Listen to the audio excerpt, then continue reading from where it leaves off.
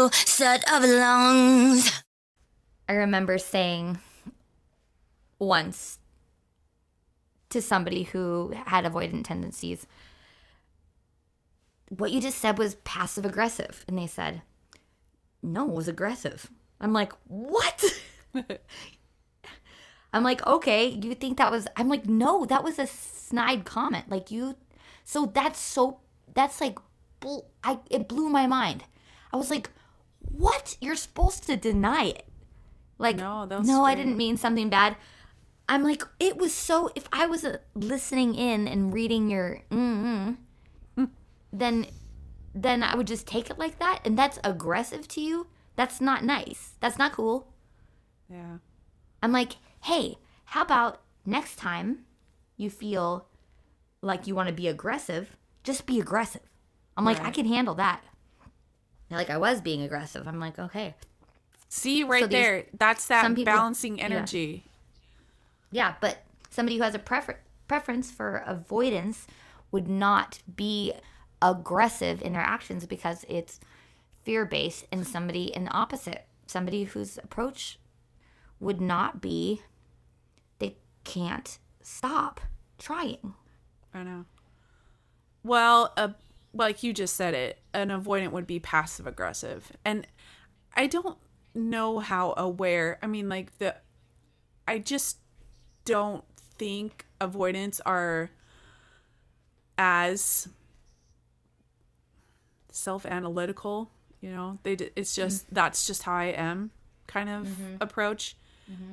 And to try to get them to break down what that's the whole thing. If you really want them to self-analyze, they have to identify their feelings, because it's very common, instead of identifying their own feelings, they project out and go, see, you're angry, you're doing this, you're doing that, and I just don't have any feelings. I've been told that. I don't have any feelings. Yes, you do. Mm-hmm. Yeah, it gets them out of the painted corner. They're classic know how to get out of the painted corner. It's just, yeah. I wish somebody would paint me into a corner. Of course, that would be the approach. I've noticed lately that I am so much calmer when I'm dealing with somebody who is approach based. Yeah, because it's back and forth. The energy is back and forth. It's a totally different thing. And I'm like, wait, like, who am I? Like, I'm like, oh, I'm nice. And then dealing with somebody who isn't, I'm just like, dang it, I'm not nice. I'm mean. Like, I'm terrible. But recognizing why, because I seriously struggled for a long time. I'd be like, why am I bad? Like, am I bad? Like, am I evil? Seriously. Yeah. Like, what's wrong with me? Like, I'm such a bully. Seriously, I'm like, why am I a bully? Why would a girl be a bully? Like, that is so gross. It annoyed me so much. I'm like, ugh, how can I not be a bully? Well, haven't you seen people around you who have that same dynamic? Like, Really. I've learned from people that are close to me that seeing their dynamic. So it's a newer relationship. I've only just started seeing other couples really in my life. Or I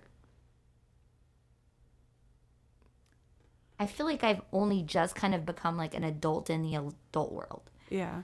So I'm starting to see other dynamics. Well, it's very healing, because when I saw like a closer relationship, fairly newer, and they're acting out my same dynamics that I was dealing with 25 years ago, that it just plays out exactly the same. So what made me aware of that was, once I saw that, I was like, wow, it's not that, because especially watching Hoarders, it's not that I'm an awful person, because I thought the same thing too. I'm like, I sat in the first session I had with Teresa. I was like, it's like I have an evil person on my shoulder, and that's all that people see. And she just started laughing. And I was like, why do they see that? Why can't they see me? And that was all the anger that I was holding, really. I really feel like I'm the one who really thinks I'm a bully, but I've noticed in my life a lot of people do see through. I believe that people see through, even avoidant people. I don't feel like they generally hate me or think I'm evil. I don't think they think of me personally like that, even though I struggle with like, why am I mean? I've noticed that it doesn't look like evil to them. Maybe just in my experience. I really learned that for me, it had nothing to do.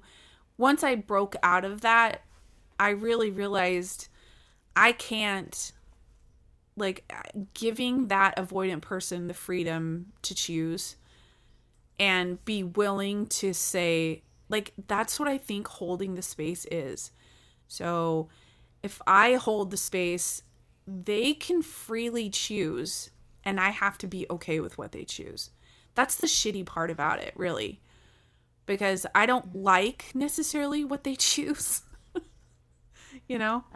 It's like, this is so dumb. If we just hung out, I know everything would be fine. Or if we just talked it through, I know we can work this out. I know we can. It's just feelings. But when they refuse to feel or face their feelings to you, your relationship can't go anywhere. Remember you said, like, love is movement, you know? Like energy moving. And it's still that balance. It's a back and forth. Yeah. It has to keep moving. Not even just for thriving, just for existing. Like, it's to live, you have to keep the energy moving. And if you can't get it from yourself, you have to get it somewhere. Yeah. I would even use, like, back in the day, because their avoidant behavior was so adamant, I'm like, how can you be so sure that you don't want to talk this through? Yeah, I'll give you a couple of minutes. I hope you change your mind. Yeah, why? You think? How do you go days, months, years? I don't understand. I still don't understand it, but I have to just honor them. And then, but I would get stuck in the paradigm of, well, then why do I always have to be without? Like, that doesn't make sense to me. So I'm supposed to be, people don't want me to react, so I listen to these counselors, you know? I'm not supposed to be reactionary. I'm not supposed to be this, that. So, oh, sure, I have to be really nice to this person, but they're not treating me equally. Well, that's my fault.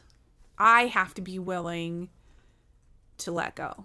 And that's the really crappy part about being an unhealthy approach, is that you have to let that other person, you know, and you can't threaten them. You can't go, oh, You have to, even Lori, just saying, let that other person, let is a hard one, I think, for unhealthy approach style, because both sides of the spectrum, both ends, are trying to regain control because they're in a fight or flight feeling. They're trying to make a different outcome than what they don't want. So they're both controlling. It's just obvious that the approach person is controlling the situation. They're like, I want this, so this is possible. I see it, do it, I'm going to do it. This thing I'm looking at calls them, is saying it as like coping mechanisms. Yeah, for sure. So I don't know. For me to say, I just never was good at dealing with an avoidant that I'm being controlling, because I think what is the anger is being completely out of control, because the balance is so off. So you're giving,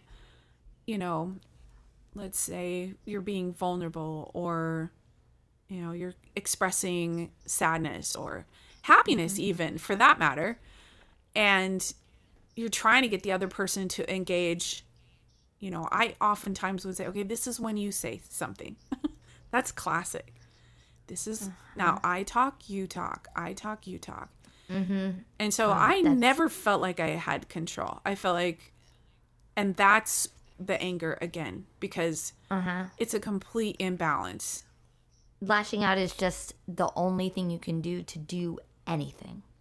Yeah, you're trying to Because equalize. you don't have a choice.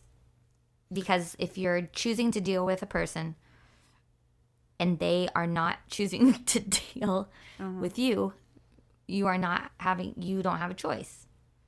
Unless you make a choice. Yeah, everybody wants a choice. Both sides of the spectrum are creating choice for themselves. Everybody wants to make a choice.